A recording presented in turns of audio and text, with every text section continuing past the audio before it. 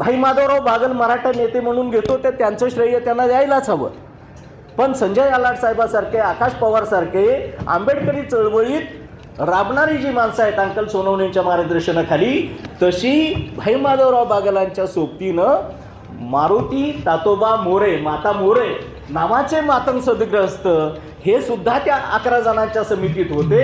म्हणजे जगातला बाबासाहेबांचा पहिला पुतळा उभा करणाऱ्यामध्ये सुद्धा मातंग समाजाचा सहभाग होता. हा पुरावा आपल्याला या निमित्तानं दिसून येतो. म्हणजे अगदी ह्या सगळ्या चळवळी 2-2.5 वर्षाचे मी तुम्हाला सांगितल्या. अलीकडची भीमा कोरेगावची लढाई आहे, म्हणजे 1 जानेवारी 1818 त्याही वेळेला आम्ही होतो, त्यातही ती नावं जर पाहिली तर तिथंही आम्ही आहे.